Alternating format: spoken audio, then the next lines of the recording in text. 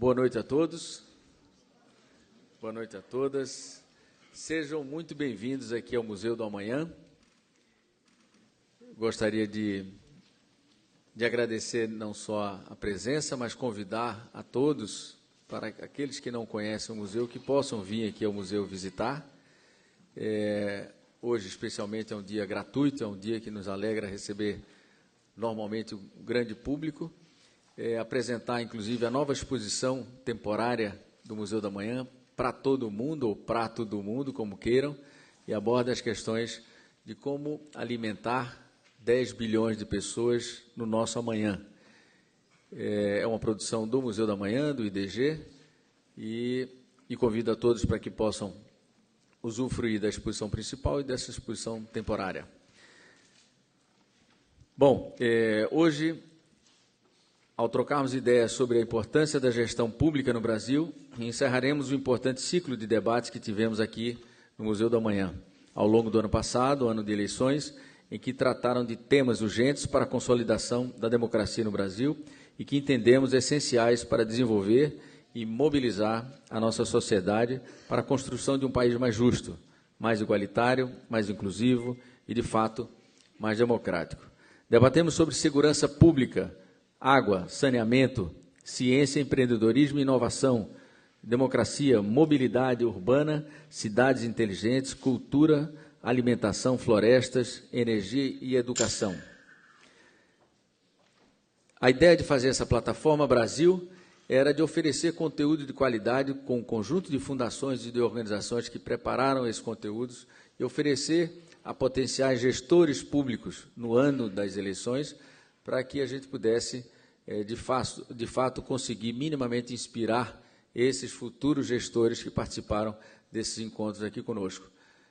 Começamos bem em 2017, com um encontro aqui coordenado pelo ministro Herman Benjamin, um parceiro e assíduo frequentador aqui do museu, e, coincidentemente, fizemos o primeiro debate sobre segurança pública, 3 dias após a intervenção pública aqui no Rio de Janeiro, intervenção militar no Rio de Janeiro para a segurança, e tivemos, de fato, um conjunto de contribuições de especialistas. Hoje temos um vídeo que conclui hoje, uma publicação que os senhores receberam, nessa intenção de sempre fazer desse espaço aqui do Museu do Amanhã um espaço aberto, mas bravo, de debate para a sociedade.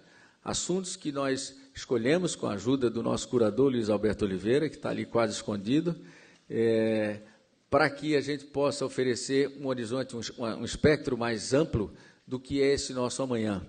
Esse museu se chama Museu do Amanhã porque tratamos de questões factíveis e possíveis no horizonte de 30, 40, 50 anos, não mais um horizonte do futuro do qual nós não poderemos usufruir. Então, a mensagem-chave desse museu é que o amanhã é hoje e hoje é o dia da ação, é o dia que nós podemos agir, mudar essa realidade e usufruir dessa realidade. Então, eu queria apresentar para vocês aqui um vídeo que nós vamos exibir, que mostra o resumo de como foram esses encontros no ano passado.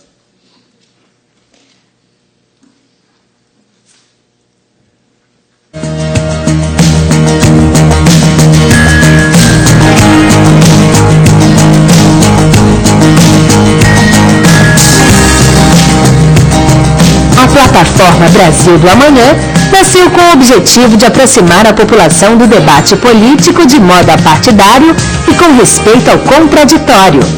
Entre outubro de 2017 e as eleições presidenciais de 2018, a plataforma realizou 10 eventos no auditório do Museu do Amanhã, no Rio de Janeiro.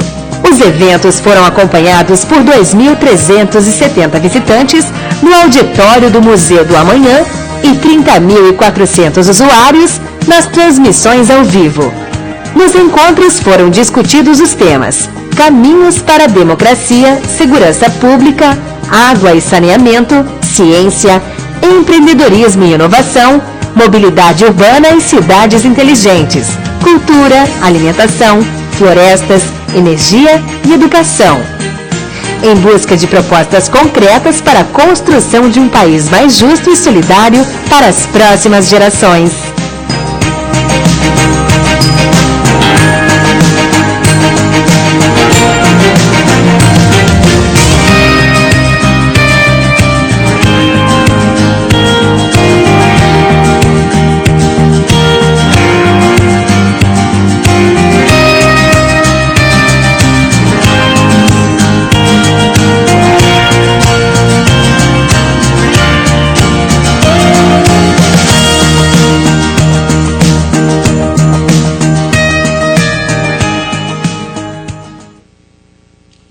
Muito bem.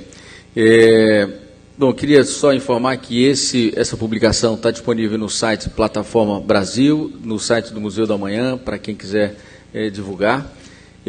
Gostaria também de agradecer aqui os parceiros que estiveram conosco ao longo do ano passado, nessa jornada, começando pela Globo News, e temos aqui a Leila Sterenbeck, daqui a pouco vai estar conosco, esteve num dos eventos,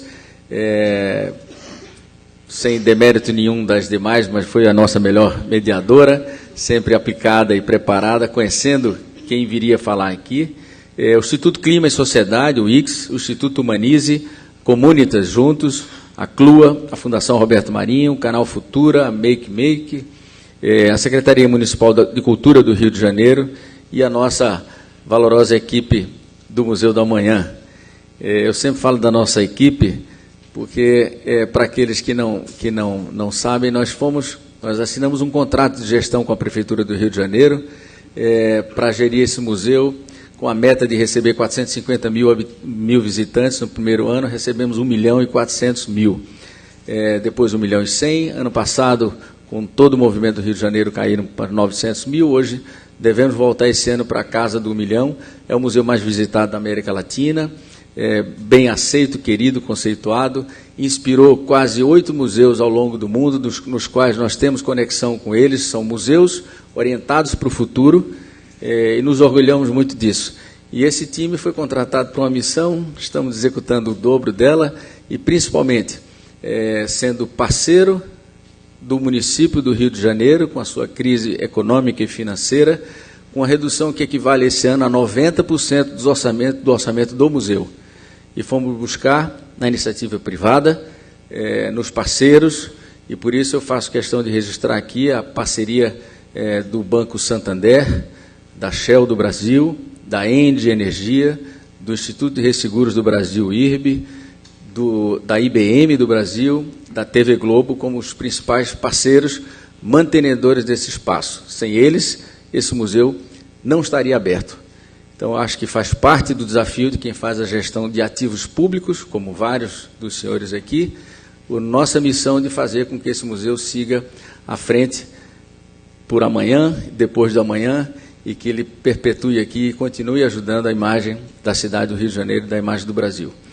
Eu queria agradecer mais uma vez a vocês, nesse encontro para debater a gestão pública, e convidar o Washington Bonfim, o Washington, nosso parceiro, e pelo Comunitas Juntos, coordenou essa mesa de hoje. Obrigado.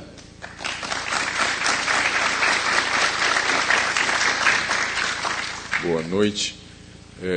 Nós da Comunitas estamos muito satisfeitos de estar aqui, de fazer a co-curadoria desse encontro. Nós somos uma entidade, uma organização social paulista que trabalha com recursos de investimento social privado e desde 2013 criou o programa Juntos pelo Desenvolvimento Sustentável. E, na realidade, o programa Juntos é um programa que, através de recurso privado, tenta melhorar a qualidade, procura iniciativas, procura governos que estejam em busca da melhoria da qualidade da gestão pública. Nós atuamos em 12 municípios por todo o Brasil, algumas capitais, São Paulo, Salvador, Curitiba, Porto Alegre, e desde 2017 atuamos no estado do Pará, e agora, na transição de governos de 2018 para agora, nós estamos atuando em 4 estados, São Paulo, Minas Gerais, Rio Grande do Sul e Goiás.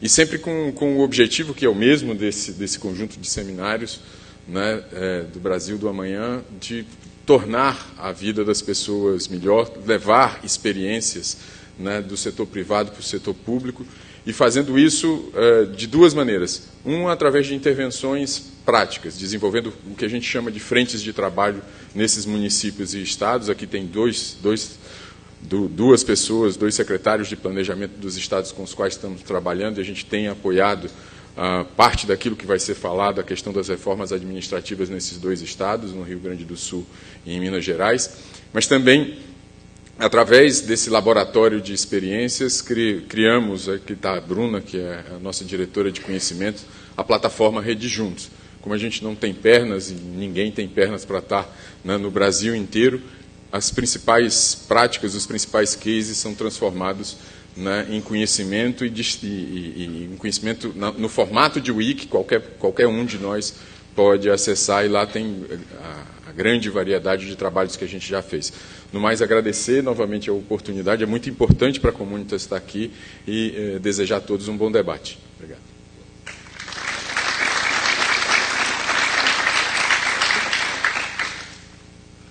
Bom, então agora chamar aqui ao palco a Leila Sterenberg, compor a mesa e coordenará a noite.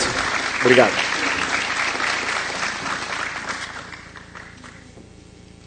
Boa noite a todos. Eu lá dentro contava uma historinha para os nossos debatedores, que é o seguinte: eu tenho a gestão pública, de certa forma, no DNA. O meu avô, Murilo Braga, ele foi presidente do INEP, o segundo presidente do INEP, morreu precocemente no acidente de avião e foi substituído pelo famoso Anísio Teixeira, que dizem que era o braço direito do meu avô e as grandes ideias de Anísio Teixeira eram do meu avô. Eu não sei, isso é uma lenda familiar. E também participou da criação do DASP, Departamento de Administração e Serviço Público, de modo que esse assunto era, digamos, comido com farinha na minha casa durante toda a minha criação. E eu sempre me indignei muito, né, como que... por que o funcionário público tem que ter essa pecha do sujeito que coloca o paletó, sai para almoçar, volta e vai embora, né? Não é para ser assim, né? O nosso país não merece isso. Para a gente abrir os trabalhos, vamos ver um vídeo que a gente preparou lá na Globo News, quer dizer, a gente juntou, editou um programa que a gente fez a respeito, e então, para a gente aquecer aqui a nossa musculatura, vamos começar assistindo a esse vídeo e, em seguida, eu chamo os nossos debatedores para compor a mesa, que não é uma mesa, né? É um palco. Então, vamos lá.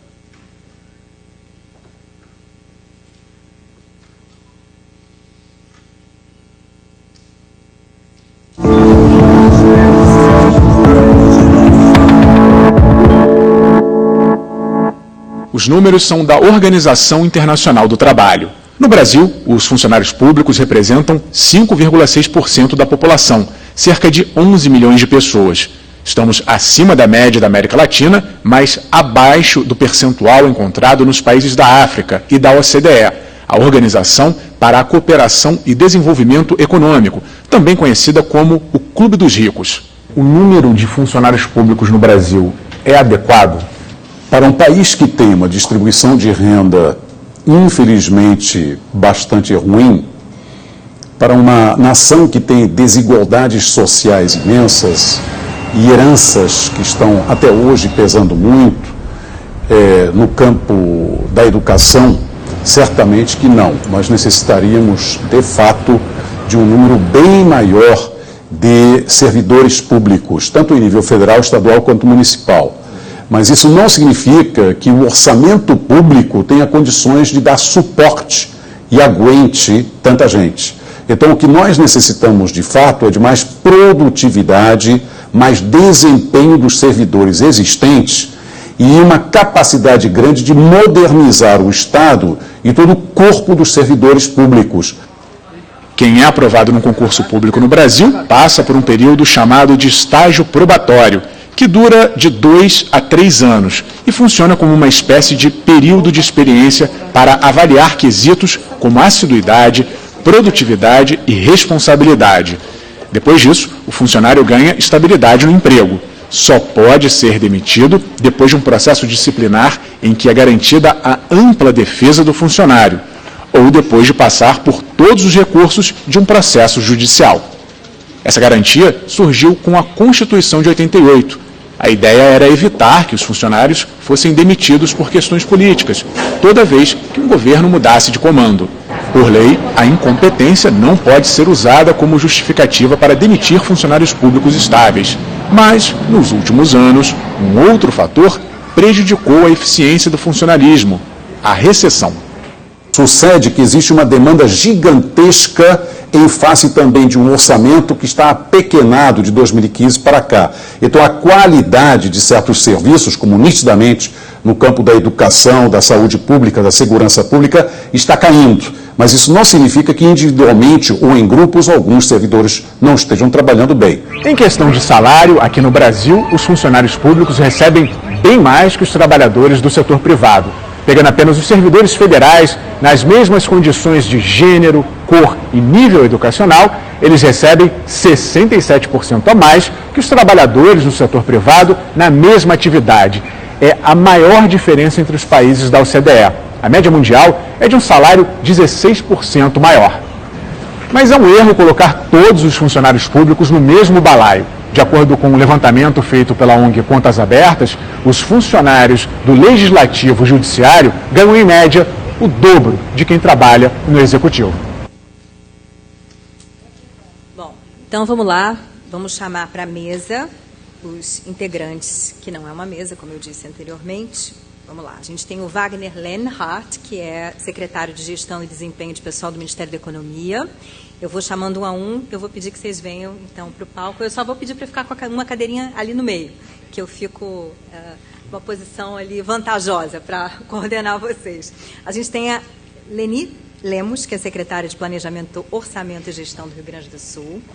O Otto Levi, secretário de Planejamento de Minas Gerais. Francisco Gaetani, professor da EBAP, FGV. O Eduardo Gussen, procurador-geral de Justiça do Rio de Janeiro.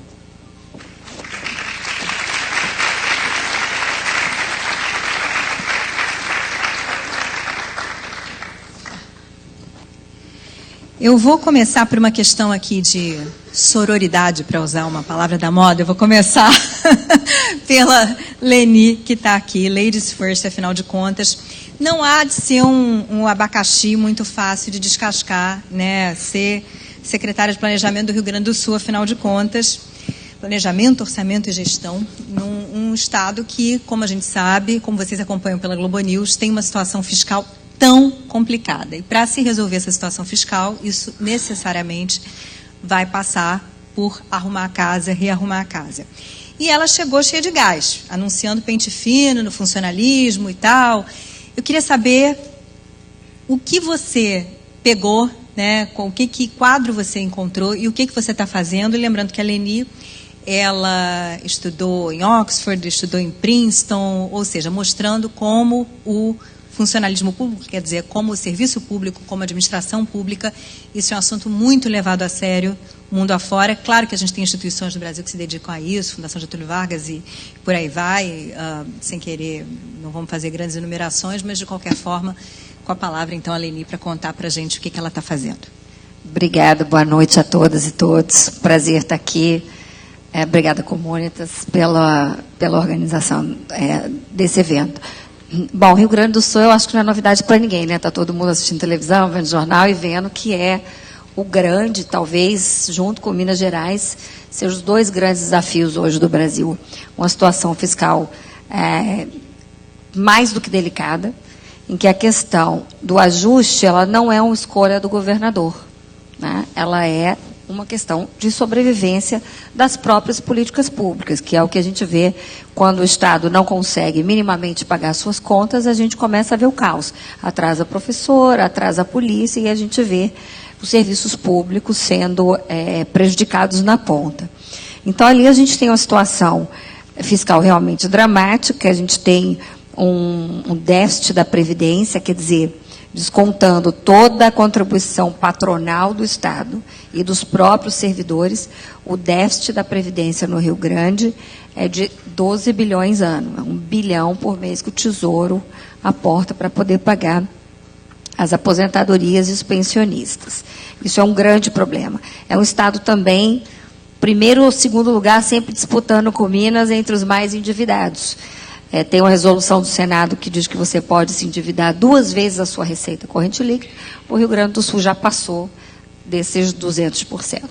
Então, tanto do ponto de vista de endividamento quanto de previdência, é uma situação dramática. E a folha, vocês vejam, o orçamento do Rio Grande, tirando algumas, o que a gente chama no orçamentês intra-orçamentárias, é na faixa de 50 bilhões. Tem uma folha de 30 bilhões. Então, esse é um grande desafio. O desafio fiscal ele está colocado, mas o que eu acho que é mais relevante numa situação como essa que vive o Rio Grande do Sul, é aquilo que é relevante, na verdade, para qualquer gestão pública. Você precisa ter uma boa liderança, que tenha visão, que tenha diagnóstico, que saiba para onde ir, que forme times, que dê consistência para suas políticas e que, juntando tudo isso num caldo, a gente chegue a um lugar. Então, eu vejo isso muito bem formado no Rio Grande do Sul, porque, além da questão fiscal, além de ter que fazer ajuste, a gente espera que do governo federal que seja aprovada a reforma da Previdência. Estamos estudando também outras medidas locais para a gente reduzir esse déficit, mas também se olha o lado B. Eu digo que tem o lado A e o lado B. Né? O lado A da crise, mas tem o lado da crise fiscal, mas tem o lado B, que é essas mesmas pessoas que são um grande problema do Estado, que são a folha, que é o peso da Previdência, são aquelas que vão prestar o serviço na ponta. É a diretora da escola, é o professor, é o policial. Então, a gente precisa engajar essas pessoas, a gente precisa ter um projeto para essas pessoas. A gente viu o filme aqui um pouco isso. Sem elas, a gente não vai a lugar nenhum. A gente fala que quer ter melhores serviços e sem essas pessoas a gente não vai ter um melhor serviço. Então, precisamos recrutar melhor, escolher melhor essas pessoas, rever a nossa forma de recrutamento. A gente precisa dimensionar melhor, porque muita gente, hoje muitas ferramentas substituem as pessoas e fazem melhor do que as pessoas. E outras as pessoas não serão substituídas, pelo menos não no curto prazo. A gente precisa recrutar melhor, qualificar, engajar, desenvolver as pessoas. E eu acho que esse é um foco que está sendo dado lá no Rio Grande. Quer dizer, o desafio é grande, mas a gente gosta de olhar para ele e achar, e imaginar que daqui a 4 anos a gente vai estar numa situação bem melhor. E daqui a 40 anos também, porque eu acho que a grande questão dos governos, o governador Eduardo fala isso, eu gosto muito de ouvir. A gente não vai resolver todos os problemas em 4 anos. Nós vamos resolver alguns problemas em 4 anos. E outros a gente vai começar a resolver para que eles, ao longo do tempo, sejam resolvidos. Então, eu acho que, do ponto de vista da gente lá, quase na fronteira, é isso que está nos animando, é a possibilidade de promover mudanças consistentes. Como a gente gosta de dizer, o ideograma chinês para a crise é o mesmo que serve para a oportunidade, né? Então, dito isso, vamos para Minas Gerais, porque há também essa questão do problema fiscal, desse abacaxi cascudo fiscal. E o Otto, que é secretário de Planejamento do Estado de Minas, ele vem da iniciativa privada, quer dizer, passou pela iniciativa privada, pela Magnesita Refratários. E como é que é chegar à administração pública tendo essa experiência de ser um Chief Operating Officer? E agora, como é que você adapta, quer dizer, como é que você usa esse teu background para arrumar justamente a casa num estado também que é um tremendo desafio como Minas Gerais? Tá, boa noite. Bom, como disse a Leni, Minas Gerais, nós estamos disputando aí com o Rio Grande do Sul a medalha de ouro da pior situação fiscal do Brasil, né? Talvez a gente não ganhe na dívida, mas com certeza, em termos de gasto de pessoal, em relação à receita corrente líquida, nós estamos com 78%. E ainda nós recebemos uma herança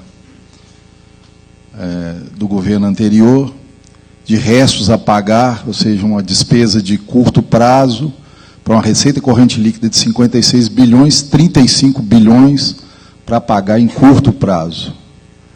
Então, só para você ter uma noção, essa semana me apareceram 2 fornecedores, porque eu também sou planejamento e gestão, e a compra de medicamento é com a gente, para tratamento de câncer de pulmão e outro câncer de rim.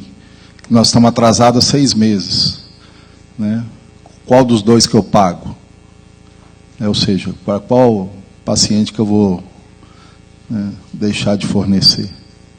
Então, essas são as escolhas que a gente está tendo que fazer em Minas Gerais.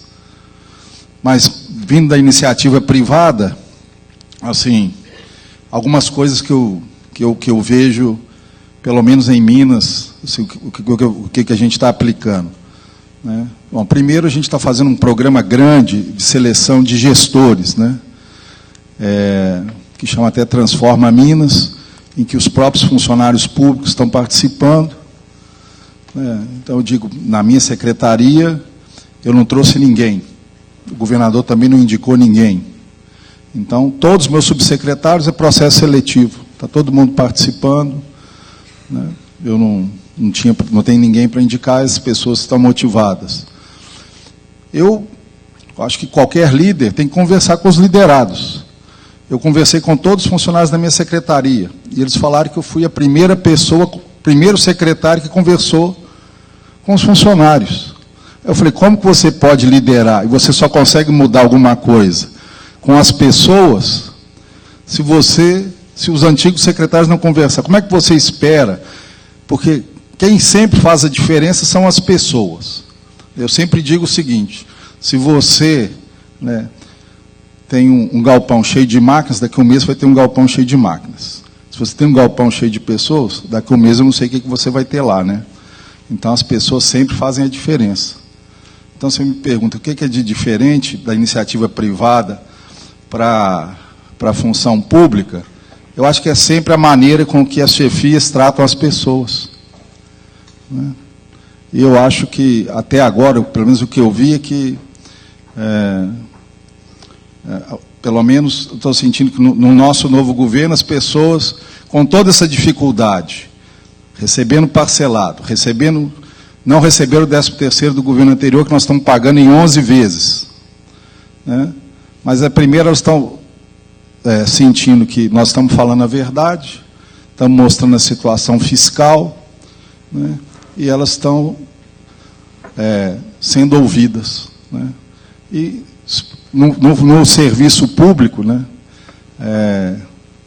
a dedicação do funcionário, que ela existe, a qualidade do funcionário é grande, as pessoas são qualificadas, né? Em Minas nós temos uma escola de excelência do funcionalismo público, que é a Fundação João Pinheiro, né?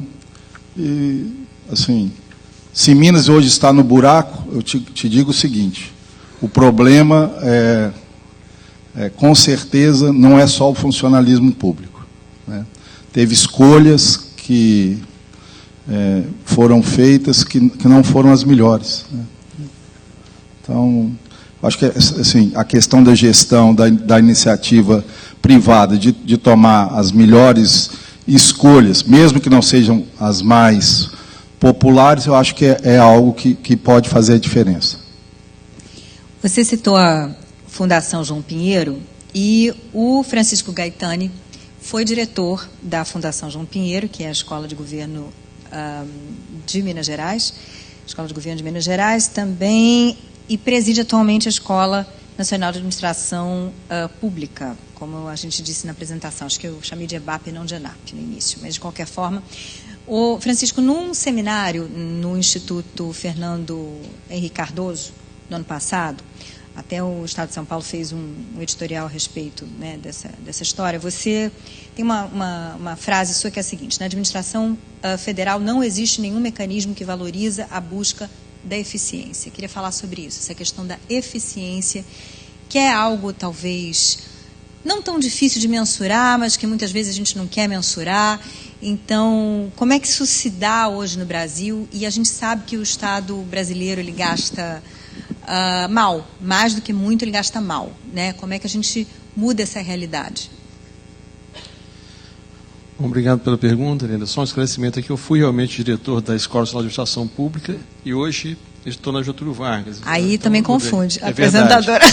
Tinha... Então existe a ENAP e a EBAP. Exatamente. Então pronto, está tudo certo. Mas vamos lá. Em relação à sua pergunta, o princípio de eficiência foi introduzido na Constituição, na reforma do então ministro Bresser Pereira, do governo Fernando Henrique. Mas, como várias outras coisas da nossa Constituição, é um princípio inócuo, porque ele não foi embutido, ele não foi internalizado nos mecanismos de governo. Então, é muito comum no governo, pois nós investimos tanto em educação, e daí? Por definição, isso é bom? Não. Gastamos tanto com ciência e tecnologia. Gastou bem, gastou mal? Na verdade, nós não medimos eficiência porque nós não nos propomos a medir eficiência. A primeira questão é mais simples ainda, nós simplesmente não nos propomos. Em alguns momentos ocorreram algumas tentativas, na passagem do primeiro para o segundo mandato do presidente Fernando Henrique, o Avança Brasil pretendia introduzir orçamento para resultados, projeto de resultados. Isso foi abandonado. Nosso anfitrião trabalha com contrato de metas.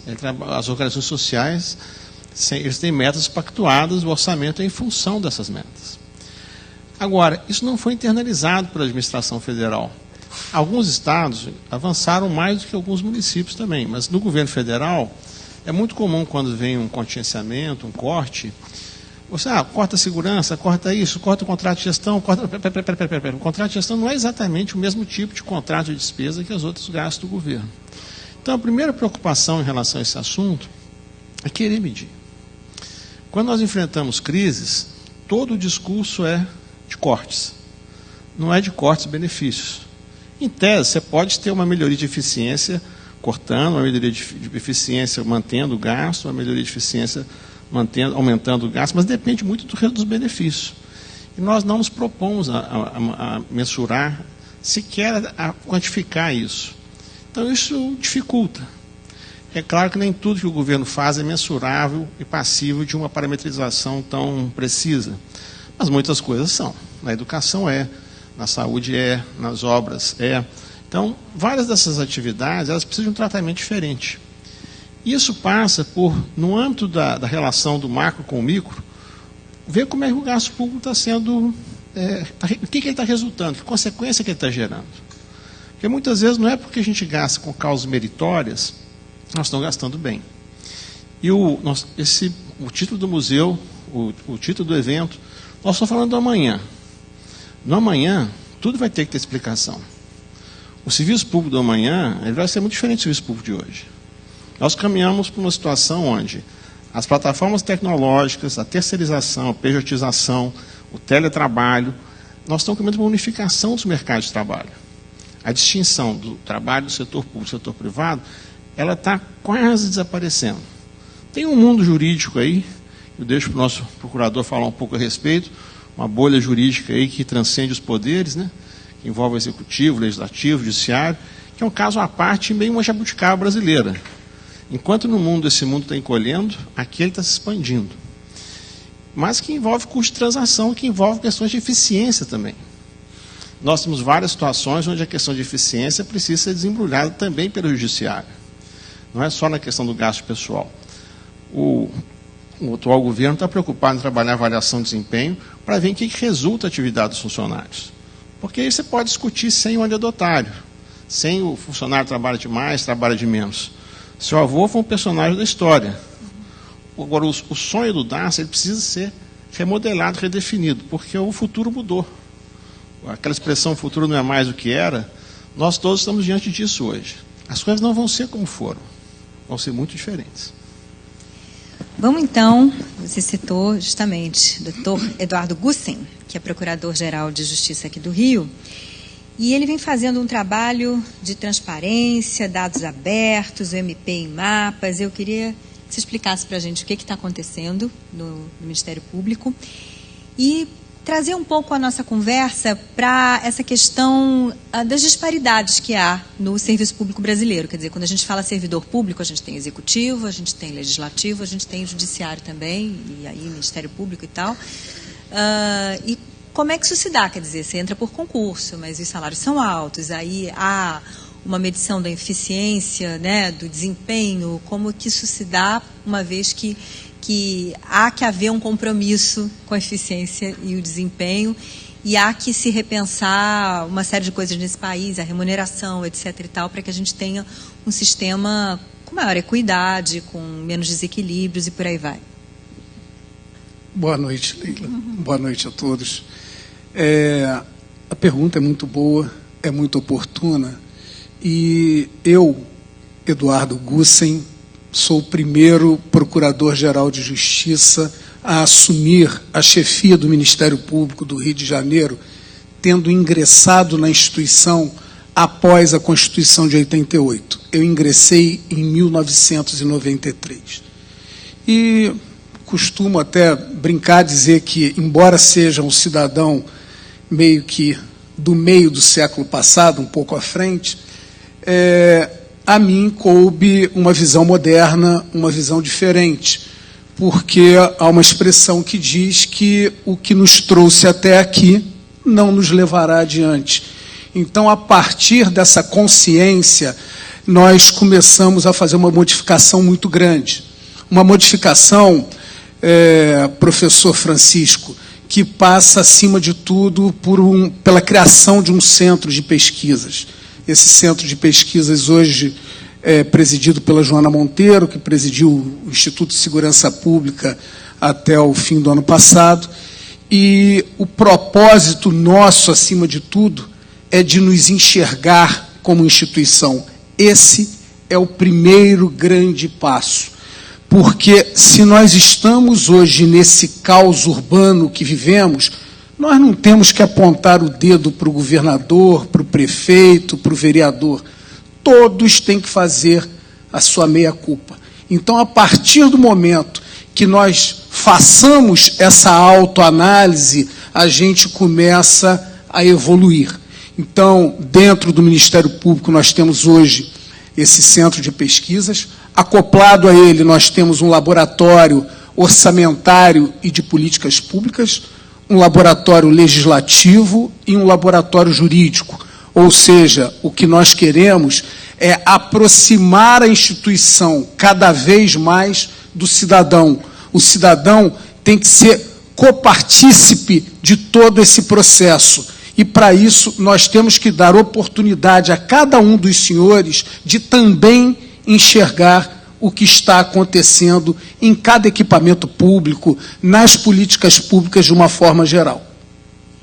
Essa questão da transparência me parece que é fundamental, né? Você ter noção, né, do que acontece, você poder cobrar, o cidadão poder não ser uma caixa preta, né, o serviço público em qualquer esfera. Vamos, então, para um representante do governo federal. Vamos falar com o Wagner Lenhardt. E é o seguinte, a gente sabe que a gente precisa de uma reforma administrativa. A questão é que se já está tão difícil fazer a reforma da Previdência, né? Será que ela vem por aí? A questão é a seguinte, é muito difícil, corporativismo, acho que é algo inerente ao ser humano, né? E você, como é que você quebra isso, né? Em ciência política tem aquele conceito o problema de ação coletiva, né? Mancur Olsen, um cientista político americano. Como é que todo mundo decide que todo mundo cedendo um pouquinho vai ser bom para a coletividade, né? Você tem que ter, né? Como é que você chega a essa questão? Ou seja, em que pé estamos, né? Qual é a postura desse governo que assumiu faz pouco mais de 100 dias, que marca aí uma ruptura, bem ou mal, né, em relação à gestão anterior, né? A gente teve uma mudança significativa, não é um governo de continuidade. E em que pé estamos em relação à nossa máquina pública nesse universo, se eu não me engano, de mais de 1,2 milhão servidores federais, não é isso? Que não é pouca coisa, né? Bom, muito boa noite a todos. É um prazer estar aqui nessa noite com vocês. No Museu da Manhã, para falar sobre a gestão pública da manhã, esse tema pelo qual eu sou apaixonado, e estar compartilhando esse momento, as experiências dos painelistas aqui, e trocando também ideias com vocês, realmente é um prazer.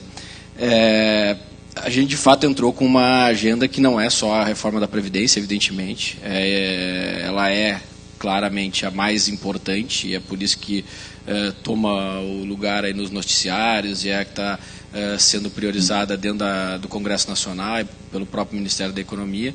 Mas a gente tem outros temas e outras reformas fundamentais para o país, dentre elas a da reforma administrativa. Estamos trabalhando em projetos relacionados a essa reforma já internamente dentro do Ministério da Economia. É uma prioridade. O ministro Paulo Guedes, no seu discurso de posse, dia 2 de janeiro, deixou muito claro isso e fez questão de ressaltar a importância de a gente enfrentar essa questão relacionada à forma como hoje se dá o serviço público na esfera nacional, mas isso se aplica aos demais entes. Eu vejo aqui as experiências de Minas, Rio Grande do Sul, tive uma passagem pela Prefeitura de São Paulo também, e a gente percebe que muda a dimensão, às vezes muda o número de zeros ou a quantidade de pessoas envolvidas, mas os problemas, as dificuldades, os desafios, eles se assemelham, né, nas mais diferentes esferas. Então, eu acho que o desafio que a gente tem, e aí eu acho que é muito pensando para frente também, né? E essa é uma dificuldade, inclusive, cultural de você fazer com que as pessoas façam um processo de reflexão um pouquinho diferente. Recentemente, inclusive, eu já vou citar um exemplo de uma ação que a gente fez já esse ano, lá no governo federal. Nós revisitamos o decreto 6944, que era o decreto que estabelecia critérios para a realização de concurso público. Dentre essas alterações, a mais importante delas é que a gente colocou uma série de requisitos para que os órgãos apresentem o pedido de concurso público. Então, ali tem questionamentos do tipo: você está aderindo às ferramentas digitais que estão sendo propostas pela Secretaria de Governo Digital? Você está adotando as alternativas que estão sendo colocadas pela Secretaria de Gestão de Compras Compartilhadas, de Taxigov, de alterações na estrutura organizacional do seu órgão? Você está tomando medidas para verificar quantos servidores você tem cedidos, quantos você recebeu de cessão? Você está projetando qual é o perfil da mão de obra que você vai precisar daqui 10, 15, 20 anos? Porque, normalmente, o que os órgãos faziam, e esse é o costume na maior parte dos casos, é olhar para trás e não olhar para frente. Então, você pega um determinado órgão, ele tinha 500 cargos, durante o passar do tempo, 200 cargos se tornaram vagos, seja por aposentadoria, ou seja pela opção do servidor de sair do serviço público para uma outra oportunidade, ou para outro órgão, outro ente da federação. E aí ele pega esses 200 e apresenta o concurso dizendo: olha, eu preciso de mais 200. Isso pode ser verdade, pode não ser. Ele pode precisar de menos, ele pode precisar de mais, ou ele pode precisar da mesma quantidade. Depende da natureza da atividade, depende do que aquele servidor, daquele órgão vai estar fazendo nos próximos anos.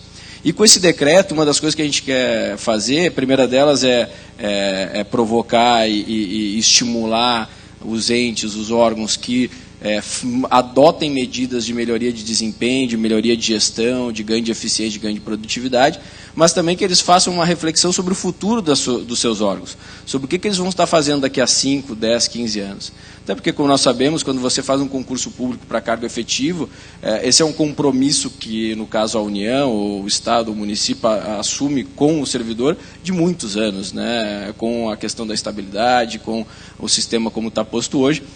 Esse não é um compromisso de alguns anos, é um compromisso por uma vida inteira. Então, tem que haver uma reflexão mais apurada, mais criteriosa, a respeito de como vai se dar o aproveitamento desse servidor e como ele vai contribuir na entrega de melhores serviços para a população. Um outro ponto só que eu queria registrar na fala inicial, eu acho que é fundamental, já foi citado aqui, é a questão do foco no resultado, né? A gente também tem uma outra tradição que é importante vencer, que é o foco no processo e não no resultado. Ou foco no orçamento e não no resultado. Então, importa quanto se gastou em educação, quanto se gastou em saúde, mas não o resultado que se alcançou. Importa se você construiu uma escola, se você construiu 2 hospitais, se você construiu 2 delegacias de polícia, e não se o índice de criminalidade reduziu, se as crianças receberam educação e aprenderam aquilo que elas precisavam aprender na escola, se a pessoa foi bem atendida quando procurou o posto de saúde ou quando procurou o hospital. Então, essa mudança também de posicionamento da gestão pública, de deixar o processo um pouquinho de lado, ele é importante também, ele vai ser fundamental para alcançar o resultado, mas deixar ele um pouquinho de lado e focar no resultado, naquilo que a gente está entregando para a população, é uma mudança fundamental e a gente tem que enfrentar e a gente vai enfrentar nos próximos anos aí no governo federal. Segundo a OCDE, a gente tem no Brasil 39% do PIB passando pelas mãos do Estado e um nível de satisfação muito baixo, né, com a saúde, segurança, sistema judiciário, educação, por aí vai. Gaetani, como é que outros países melhoraram situações talvez semelhantes nos teus estudos, na tua experiência? Dá para a gente ter um benchmark, assim, dá para a gente ter uma referência, algo em que a gente possa se inspirar para melhorar a situação que a gente tem hoje? Bom, vamos lá. Em termos de média, o Brasil não está fora muito da média do OCDE, do ponto de vista do que gasta. O nosso problema está nas entregas. Agora, é bom lembrar que nesse percentual nós estamos computando também empresas estatais, nós temos 3 níveis de governo, nós somos um país complexo, heterogêneo, uma federação O Brasil não é facilmente comparável. E esse peer review, na época eu estava no Centro de Planejamento, mostrou que, apesar de tudo, a gente tem o que aprender, tem o que dialogar. Com quem? É uma ótima pergunta. Nós temos, historicamente, nós dialogávamos muito com os Estados Unidos até os anos 60. Depois começamos a dialogar mais com a França nos anos 80, depois com o Reino Unido nos anos 90. Nós estamos meio numa encruzilhada de influências, buscando com quem a gente pode aprender, com quem a gente pode crescer para enfrentar esses desafios que foram colocados aqui. Claramente, nosso desafio é de resultados, é de entregas, é de produtividade, é de competitividade e de mudança de cultura. Não é só a questão do gasto em si. Nós já passamos por situações semelhantes de recessões, de ajuste nos anos 80, nos anos 90, estamos passando de novo, vamos sair dessa. Mas em direção aonde? Tem uma novidade nesse processo que nós estamos vivendo hoje. Esse evento é um exemplo disso. Nós contamos com a participação, tem uma novidade nesse circuito da gestão pública, que é a participação de várias organizações não governamentais, que estão assumindo para si também o desafio de contribuir para essas discussões. Então, nós temos, por exemplo, o Prêmio Espírito Público, temos a atuação da Comunes na área municipal, temos a atuação do Humanize na área ambiental, o Crime e Sociedade, a Fundação Lema, que está formando centenas de profissionais brasileiros que estão voltando do exterior para assumir esses desafios. Não é uma resposta fácil para isso, principalmente porque nós somos uma federação. E o nosso pacto federativo está cheio de fios desencapados. Os estados estão quebrados hoje, mas eles estão quebrados, na verdade, há 30 anos. Eles estão recorrentemente quebrados. E nós não repactuamos isso. E nós não repactuamos, temos várias explicações, mas nosso sistema político está em xeque. Nossos poderes estão de mãos dos outros, nós estamos numa situação de todos contra todos. E o país já teve situações piores do ponto de vista econômico. Mas do ponto de vista social, nós estamos com uma crise de esperança. Nós chegamos onde chegamos por conta de um esforço coletivo. E vamos ter que sair dessa situação através de outro esforço coletivo. O diálogo com o México, com a Coreia, com a China, com a Índia, com a Rússia, ou com os países envolvidos, tudo isso nos auxilia. Nós vamos ter uma atitude de abertura e integração com o mundo, não de fechamento. Vamos falar sobre a formação, né? O desenvolvimento profissional do servidor público, esse desenvolvimento das carreiras na administração pública brasileira. Leni, como é que você acha que isso é hoje no Brasil? Eu acho que essa questão, né, de você ter instituições como Fundação Lema realmente compromissadas, né, com da bolsa, né, fellowships, aquela coisa toda para o sujeito que vai e se especializa e tal. A tua história, eu acho que é um pouco um exemplo disso, assim, ter ido estudar fora e ter sido fellow, enfim, grandes bolsas aí para se dedicar, para se especializar nisso. Mas me pergunto em que medida isso é já a sementinha de uma nova cultura, porque ao mesmo tempo a gente sabe que existe essa indústria dos concursos no Brasil, a figura do concurseiro, aquele sonho de que, ok, passei no concurso público, resolvi a vida, né? E aí aquela história de vou chegar lá com paletó às 10 da manhã, não vou trabalhar e meu salário está garantido. Você vê uma mudança de cultura no momento no Brasil? Olha, meus avós eram analfabetos. Meu pai estudou 2 anos, eu tenho pós-doutorado, então eu tenho que acreditar em educação para alguma coisa, né? Eu acho que é onde a gente consegue mudar isso, dentro e fora dos governos, nas empresas, né, na vida. Eu acho que é onde a gente consegue ter mudança, inclusive a mudança da cultura a gente consegue construir. Mas eu acho que um grande desafio que a gente tem, e aí não é só para o desenvolvimento das pessoas, eu queria dar um passo atrás por conta do que o Chico estava falando. A gente fala assim, a gestão brasileira, né? Nosso evento é o Brasil do Amanhã, gestão no Brasil. E o município de Itaperuá, ele compra com a mesma lei, que chama 8666, por uma razão, porque inferniza a vida da gente, mas a mesma forma que são como que Livramento. Né? Então, Livramento e Itaperuá tem as mesmas regras para comprar. A mesma regra para fazer concurso público. Como é que eu vou selecionar as pessoas? Eu sou fã de concurso público, porque eu acho que no país da gente ainda é uma forma neutra de você fazer um recrutamento. Mas ele é cheio de defeitos. Não vê comprometimento, não vê vocação. né? Você não tem lá, se você fizer uma entrevista aí vai contratar o fulano, o amigo. É cheio de problemas. Mas ainda é um sistema, é um grande, mas a gente tem que questionar, a gente tem que discutir qual é a melhor forma de se recrutar, né? Então a gente tem um grande desafio, que eu acho que é a beleza do Brasil, mas é o desafio do Brasil de ser quem é, né? De ser essa personalidade complexa, cheia de clivagens, e que tem a gestão municipal, a gestão estadual, a gestão no nível da União, que são diferentes. E eu tenho experiência nos três. Acabei vendo o governo federal, tive no Distrito Federal, que é estado e município, então arrecada com o município e cuida do meio-fio, da poda da árvore, e estou lá no Rio Grande. Gente, quando a gente anda por esse Brasil, é tão diferente. Os desafios são tão grandes. Eu mostrei para o pessoal lá, né, a gente tem uma parceria com a Comunitas, e o pessoal se sensibilizou para um projeto, porque eu filmei uma manivela, que o controle da legislação é feito em fichinha, na Casa Civil, e é a manivela. Literalmente, isso no estado que é o 4º, 5º PIB do país. E que é benchmark em áreas, como compras governamentais. Então, não é que é um estado que não... É um estado que tem boas condições, que tem bom capital, tem um serviço público em algumas áreas, tem bons indicadores, e outros está piorando muito, como na educação, por exemplo, na segurança, tem piorado.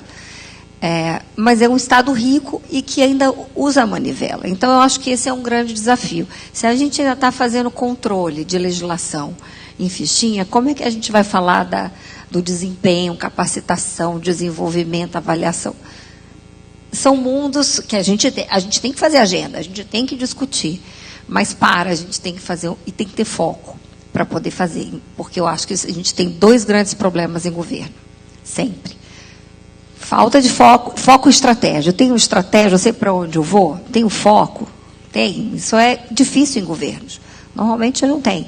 E nas empresas também, tem muitas, as grandes têm, algumas empresas têm, mas muitas também não têm. O cara vai fazendo pela... Né, é do pai, é do avô, e vai fazendo no sentimento, na prática. Muitas vezes não tem. Mas nos governos isso a gente enxerga muito. E a falta de coordenação. Porque se deixar, todo mundo toma posse de primeira e cada um sai correndo para um lugar e batendo cabeça. Sai para lá e bate cabeça, vai e volta. Então é um grande desafio a gente ter foco e a gente coordenar as ações do governo. Eu acho que... fazer isso, né, Chico, a gente já teve algumas vezes juntos em alguns eventos, é quase um milagre. Aí a gente consegue fazer com que as coisas realmente aconteçam. Agora, tendo dito isso, a gente lá no Rio Grande, a gente também está com o processo de recrutamento junto com a Aliança, a Lema, Humanize, Brava, República, para recrutamento na área de educação, 30 profissionais, que são os coordenadores regionais da área de educação, e 3 na área do planejamento. E essas 3 pessoas do planejamento são justamente escola de governo, gestão de pessoas e a diretoria de RH. Porque a gente acredita que a gente precisa ter os melhores profissionais com os melhores perfis para poder tocar a política correta. E a partir daí a gente acredita muito nas redes, né? Redes, como isso cascadeia para baixo, quer dizer, coloca uma pessoa que é coordenador de uma regional, ela vai trazer gente também capacitada para poder ajudar, ela vai montar equipes melhores e que isso vai ter um efeito lá na frente. Mas então a gente tem trabalhado com um recrutamento diferenciado para que a gente possa ter desenvolvimento de pessoas. E também estamos trabalhando muito com cooperação, que é uma forma de você fazer muita coisa e de graça, né? Porque na gestão pública a gente tem muitas experiências bacanas, a gente também tem muita coisa feita, mas ela não tem escala, ela é pequenininha, ela é no município, ela é no outro estado e afeta ali um órgão. Então, a gente poder utilizar a cooperação como um mecanismo de difusão de políticos é muito eficiente, a gente consegue fazer esse trabalho. Então, a gente está com parcerias com governos, governo federal, a gente está com parcerias com o terceiro setor e cooperação internacional também, o PNUD, a gente está assinando aí um PRODOC também, para a gente poder gerar e fazer trilhas de capacitação, construir currículos para a administração pública. Nós estamos iniciando mês que vem, agora em maio, um processo de capacitação de lideranças com a Fundação Dom Cabral. É capacitação de líderes, não é para fazer curso de licitação, nem de como é que faz, não. É como é que você gerencia pessoas, como é que você faz uma gestão com resultado, como é que você faz uma gestão da mudança, porque o mundo muda todo dia, toda hora, numa velocidade enorme, e a gente não tem as pessoas capacitadas para fazer a mudança e fazer essa gestão da mudança. Então, esses processos, eu acho que a gente, trabalhando com sinergias, com cooperação, e com uma seleção eficiente de pessoas, a gente consegue fazer bastante nisso, do desenvolvimento das equipes. Wagner, como é que você afere o resultado? Você antes falava muito do resultado, né? Você não tem que se ater tanto ao processo, mas sim ao resultado. Quando você esbarra na seara de um outro ministério, quando você esbarra na questão, por exemplo, de um IDEB, né, Índice da Educação Básica, sabe? Essas grandes provas que tem que aferir se o sujeito aprendeu ou não aprendeu. Como é que você entra na caixa preta do Ministério da Saúde, né, para entrar a questão do resultado, exatamente? Como é que pode melhorar essa sinergia entre, né, a gestão, propriamente dita, e as especificidades de cada área da administração federal? Sem dúvida nenhuma é um grande desafio, né? Especialmente o governo federal. Você comentou do 1.200.000 servidores, são 630 mil, cerca de 630 mil servidores ativos, mais 645 mil inativos, que daí dá esse número. Como vocês podem ver, inclusive, os inativos já são mais do que os ativos, e aí o reforço da necessidade da nova Previdência. É um sistema insustentável que a gente tem hoje, sistema de pirâmide, e é importante não só para o país como um todo, para a União, para o orçamento público, mas é importante também para o próprio servidor público, porque se continuar do jeito que está e a gente não conseguir aprovar uma reforma da Previdência sólida, robusta, o problema vai ser também para o próprio servidor. Eu tenho conversado com servidores a respeito disso. Nós, inclusive, fizemos um evento com uma live para todos os servidores públicos federais com o secretário de Previdência para esclarecer os pontos relacionados ao servidor, porque me parece que é importante que se tenha a informação, porque com a informação eu tenho certeza que a resistência reduz consideravelmente. A respeito, então, desse questionamento da complexidade do governo federal, você tem 630 mil servidores ativos, mais de 300 carreiras, mais de 734 tabelas remuneratórias distintas, os ministérios, seus órgãos, é um mundo, sem dúvida nenhuma. E a melhor maneira de fazer isso, primeiro, é você definindo um conceito claro, não exaustivo, mas claro, de como você vai fazer esse acompanhamento e essa gestão do desempenho dos servidores. Então, a gente está trabalhando justamente nisso agora, nesse conceito mais amplo, que depois pode ser adaptado para a realidade de cada um dos órgãos. E aí, com o diálogo em cada um dos órgãos, conversando com as carreiras, conversando com os ministérios, entendendo as peculiaridades de cada um, aplicar esse conceito maior e mais amplo para a realidade de cada um deles. A gente está trabalhando nessa linha agora, de consolidar esse conceito maior, que não vai ir no detalhe, não vai ser, como eu falei, exaustivo, mas vai dar um norte de como deve ser feito e ter um critério comum para todos os órgãos da administração pública federal. E aí, respeitadas as distinções e características próprias de cada órgão, através da conversa com cada um deles, estabelecer o detalhamento para que se acompanhe efetivamente o desempenho. E que me parece também bastante importante ressaltar, ele deve ter dois vértices, né? Um vértice de comportamento, em que você vai avaliar ali algumas questões comportamentais do servidor, que é uma avaliação típica que é feita, inclusive na iniciativa privada, e um vértice de metas e indicadores do trabalho que ele realiza, né? Então, e esse talvez seja o trabalho mais difícil, porque você precisa de um amadurecimento institucional que muitos órgãos estão um pouco distantes de ter.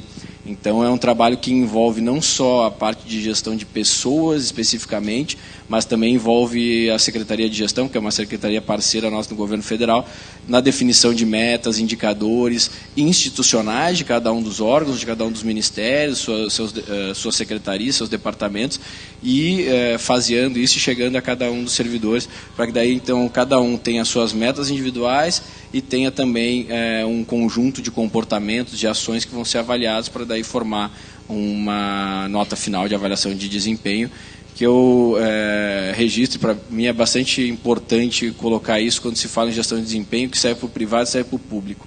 Muitas vezes, quando a gente fala de gestão de desempenho, a primeira coisa que vem na cabeça das pessoas é a punição, penalizar aquele que não está entregando os resultados. E eu vejo de maneira distinta. A primeira coisa, quando se fala em gestão de desempenho, é reconhecimento. É você valorizar, reconhecer, recompensar aquelas pessoas que estão prestando um serviço diferente, um serviço especial, que são comprometidas, que entregam resultado.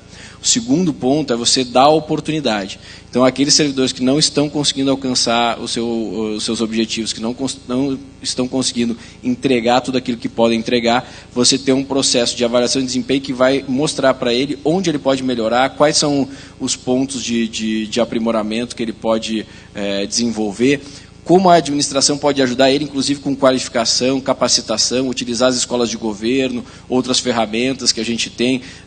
Tem trabalhos incríveis sendo feitos pela sociedade civil, a gente já foram citados alguns aqui, Fundação Lehman, Vetor Brasil, Instituto República, enfim, tem uma série de instituições que estão trabalhando com gestão de pessoas voltadas para essa pauta, mas também para a pauta de capacitação. Então, você também dá as ferramentas para que o servidor possa se desenvolver. Para mim, esses dois pilares são os mais importantes. É você reconhecer e você dar oportunidade para que aquele que não está entregando consiga se desenvolver para entregar o resultado que a sociedade espera. O Gussen fez assim, quando você falava. Essa questão, meritocracia, para muita gente no Brasil, é palavrão, né? Então, como é que a gente... É isso. Premia quem tem que ser premiado, dá oportunidade para quem não está entregando. E, ao mesmo tempo, dribla o corporativismo, que muitas vezes mantém ali o status quo, que não é ideal.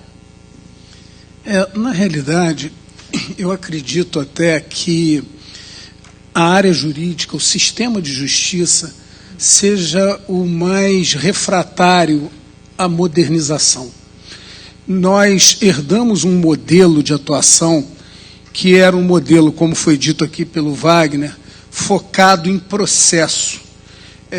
Sempre aguardamos os fatos para transformarmos fatos em inquéritos civis e inquéritos policiais, posteriormente em ações civis e em ações penais. Ou seja, o Ministério Público ele sempre teve uma atuação muito a reboque do Poder Judiciário, muito dependente do Poder Judiciário. E percebam que não que o Poder Judiciário não seja importante, mas ele não pode ser o principal caminho, a principal instância. Ele tem que talvez ser até a última instância. É por isso que hoje nós trabalhamos com mediação, com arbitragem, com mecanismos para solucionarmos as demandas, as questões, de uma forma preventiva e resolutiva. Eu costumo dizer, e talvez aqui estejam presentes alguns profissionais do direito, do sistema de justiça, que quando nós chegávamos ao gabinete, e muito da modernidade que nós aplicamos hoje decorre de uma frustração pretérita, nós olhávamos sobre a mesa, víamos a pilha de processo, e era mais ou menos assim.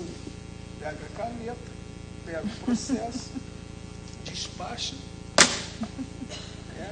despacha. O som é impactante para nós. Acabou, pego a chave do meu carro e vou embora, como se tivesse lavado as minhas mãos. Fiz o meu melhor. E as políticas sociais, e os fenômenos sociais. Então, o que nós propomos hoje no Ministério Público do Rio de Janeiro é muito do que já acontece há décadas, séculos e séculos com a medicina, que é pegar o nosso processo, colocar em cima da mesa e começar a dissecar, a entender o que levou aquele fenômeno a se replicar, a se repetir várias vezes naquela localidade. Então, dentro do Ministério Público em Mapas, que é uma plataforma digital que nós lançamos, nós trabalhamos com georreferenciamento, com estatística e com mineração de dados. O georreferenciamento, para situar o cidadão dentro do contexto de estado, de cidade, de bairro e de quarteirão. E dentro de nossa atuação multidisciplinar, que passa por educação, saúde, meio ambiente, transportes, nós vamos plotando as manchas dos nossos processos, para podermos criar os antídotos, as respostas, as soluções, para que aquilo não se multiplique. Porque, na verdade, o que passou a acontecer é que nós perdemos para o volume. O número de processos se multiplicou muito mais do que a nossa capacidade de solucionar as demandas. Então, aí começam os grandes problemas que o Wagner enfrenta. Aumento do quadro de servidores públicos. Mas por que aumentou? Porque faltou, acima de tudo, um princípio básico da administração pública, que é repetido aqui o tempo todo, que é o da eficiência. Vamos falar, então, de estabilidade, que acho que é um tabu também, né? A gente sabe que demitir, a gente viu no videozinho inicial, demitir servidor com desempenho suficiente é difícil. Ele tem que passar por um processo disciplinar, aí tem que se comprovar uma falha grave. Ou seja, tem um número aqui, foram expulsos 566 servidores federais em 2018. É um número que eu tenho, não sei se está correto, mas como é que você vê essa questão da estabilidade? E isso é um tabu que tem que ser cavucado, ali, cutucado no Brasil? Bom, vou te dar a minha opinião de quem veio da iniciativa privada. Eu até entendo por que existe a estabilidade, mas, sinceramente, eu acho que hoje, para mim, a estabilidade ela gera um mal maior do que benefício. Vai ser polêmico, vamos ver. Você concorda? Essa é a minha visão. Gaetani? Não é isso, porque eu acho que a gente não pode confundir a estabilidade com a intocabilidade. A estabilidade está progressivamente caindo. O governo federal já demite, tem que se esforçar muito para ser demitido, mas demite, né? O fato é que ela precisa ser revista. Agora, nós estamos numa situação hoje no país ainda que, se você não tem nenhuma estabilidade, quem entra, exonera todo mundo que estava antes e traz a sua turma. E aí você não tem política de Estado, né? Que a gente já não tem mesmo no Brasil. Aí você não tem burocracia, aí você tem um sistema de espólios governo mais público. Eu acho que você tem que rever a estabilidade, sim. Agora, como extingui-la, onde mantê-la, o que precisa ser feito, inclusive, formalmente, ela já caiu. O problema é a regulamentação das demissões. Agora, eu dou um exemplo que eu não entendo. A gente discute a estabilidade dos servidores públicos estatutários. Mas onde o governo pode demitir, que é nas seletistas estatais, e às vezes demite, o judiciário reintegra. Então, vamos dividir essa conta. Porque não é uma conta só do executivo, é uma conta da sociedade brasileira, do judiciário, e que não há um consenso no país a respeito. Lembrando que nós estamos vivendo um momento que tem um problema maior do que a demissão. Em função dos acontecimentos do país, nós tínhamos a judicialização das políticas públicas, passando para a criminalização da administração. E chegamos na paralisia.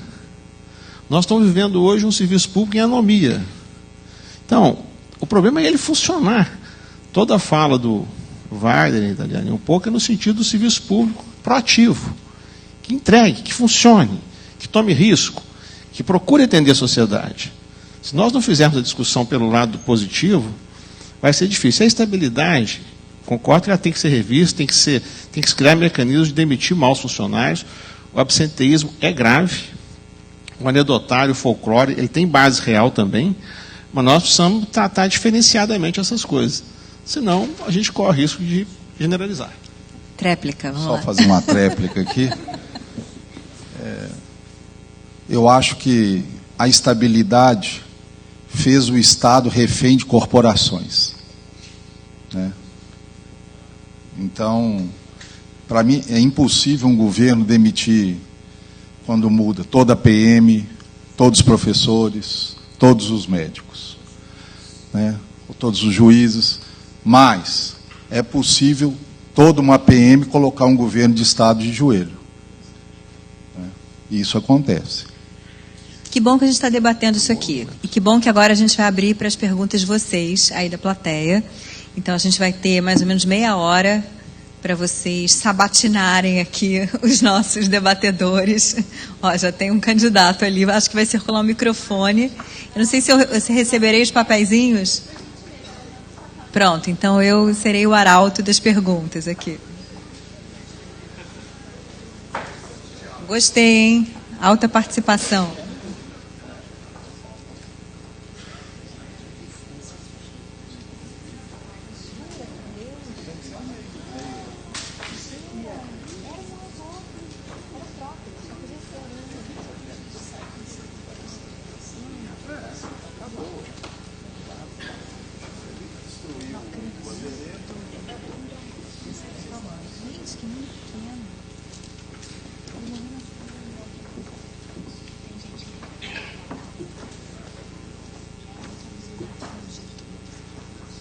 Vamos lá. Olha, aí eu não tive nem a possibilidade de fazer uma triagem aqui. O Gaetano estava com a palavra há pouco, tem várias perguntas para você, Gaetano. Mas vamos aqui. A Lene está muito quietinha aqui. Qual foi o resultado da experiência do orçamento participativo no Rio Grande do Sul? Eu cheguei depois. Quando o orçamento participativo já tinha entrado em ocaso. Mas eu conheço bem a história porque foi um case de sucesso, né, quando surgiu no Rio Grande do Sul e aí no país todo, teve várias experiências semelhantes. Mas acabou, como acho que todos esses processos, acabou sendo muito apropriado por lideranças locais, por partidos políticos. Então, deixa de ser algo realmente participativo no sentido mais puro da palavra, né, de que você tem as comunidades definindo como os recursos serão gastos, para aquilo que é apropriado por lideranças e que acaba virando capital político. É um grande desafio o orçamento, a participação, né? É uma discussão que é muito interessante no mundo todo. A gente tem olhado algumas experiências de cidades. Madrid tem um processo muito interessante de orçamento participativo. Paris tem um processo também que é colocado um cardápio para a população.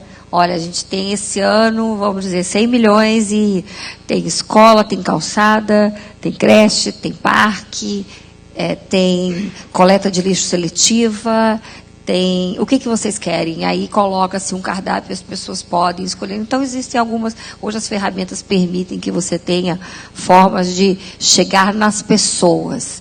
De novo, tem vieses, né? Quem é que vai lá entrar num portal e votar? É aquela pessoa que já tem, né, que quer participar mais. Então, não é muito uma amostra, vamos dizer, né? Uma amostra da sociedade toda, mas é daqueles que são mais integrados. Agora, eu posso falar outra coisa que não é da pergunta? Porque eu fiquei assim, pensando, me coçando. O Wagner falou muito da questão da avaliação de desempenho. Desempenho é uma coisa que as pessoas discutem muito, né? Não sei se tem alguma pergunta aí sobre desempenho, mas eu já vou falar. Eu não acredito, eu acho fundamental a gente ter avaliação e ter metas, e algumas funções têm metas muito claras, outras menos claras. Eu não acredito nesse sistema de remuneração, bônus por desempenho.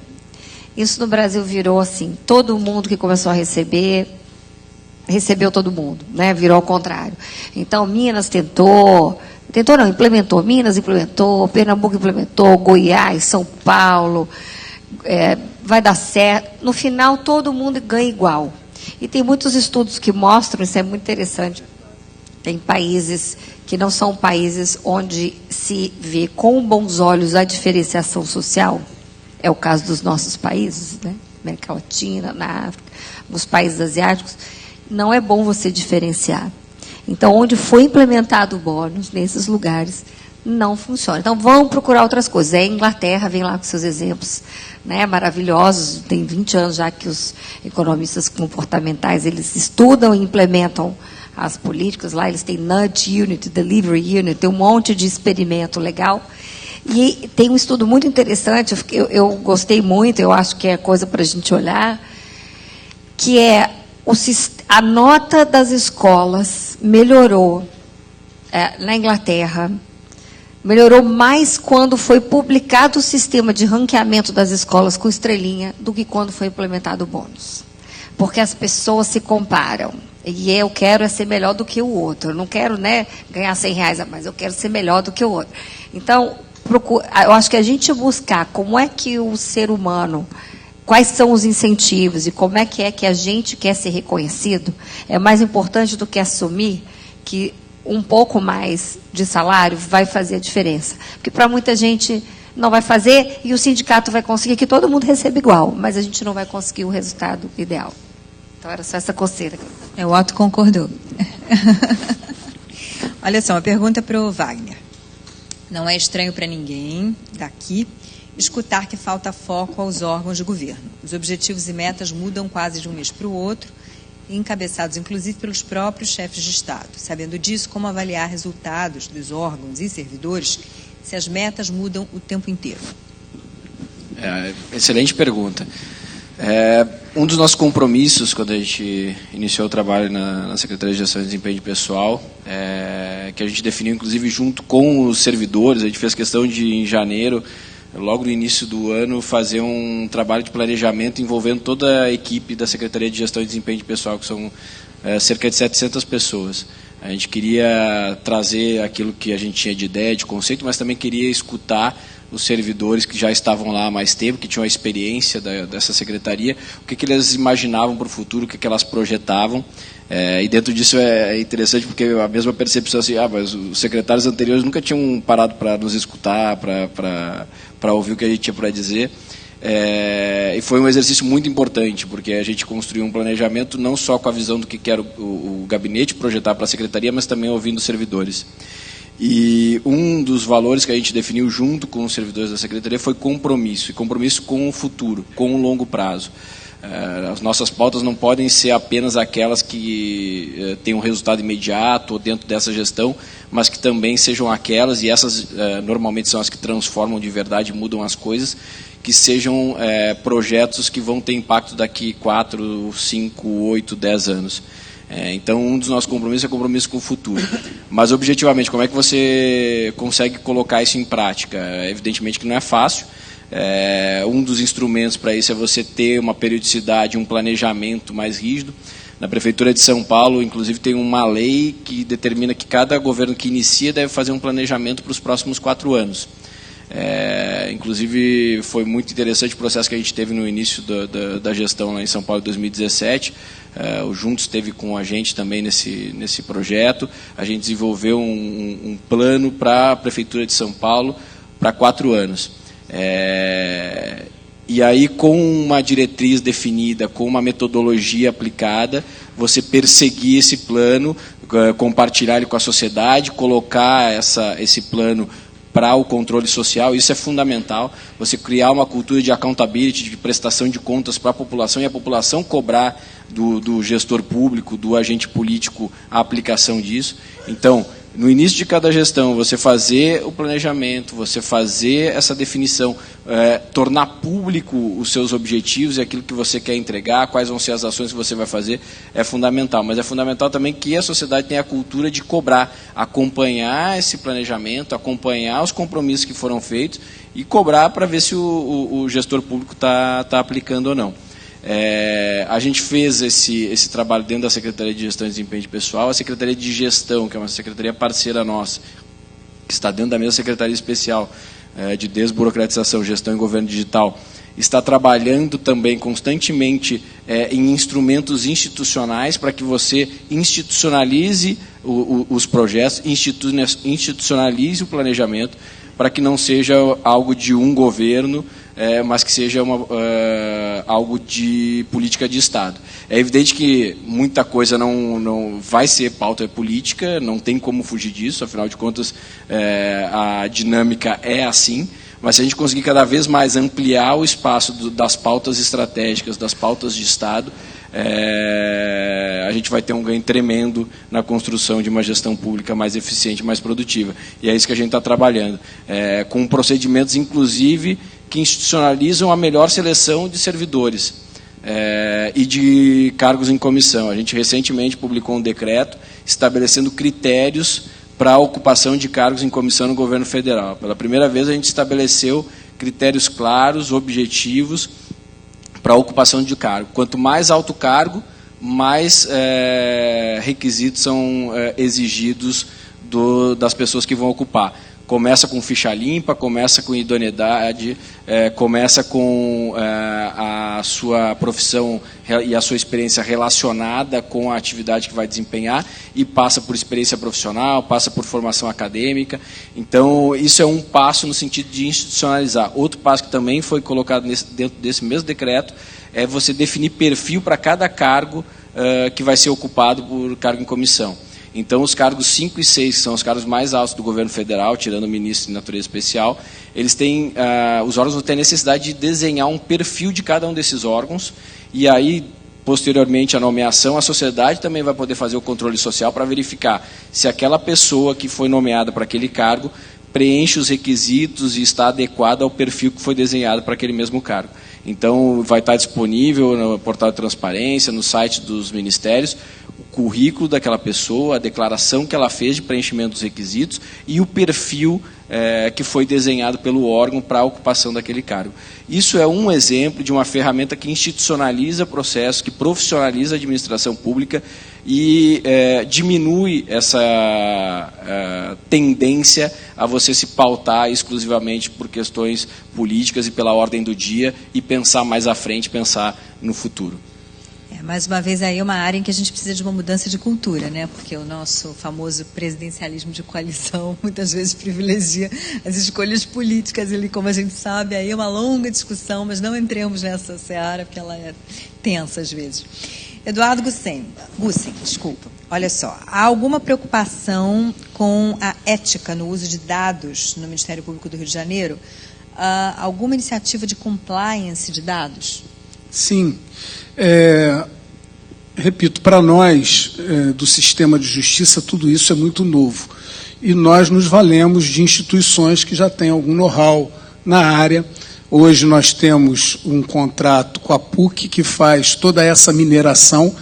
Então, nós, nessa área da tecnologia, que para nós é muito importante hoje, nós aderimos a uma licitação do Ministério Público Federal em Big Data, então contratamos a mesma empresa e hoje o Ministério Público do Rio de Janeiro é o único que roda na mesma plataforma que o Ministério Público Federal.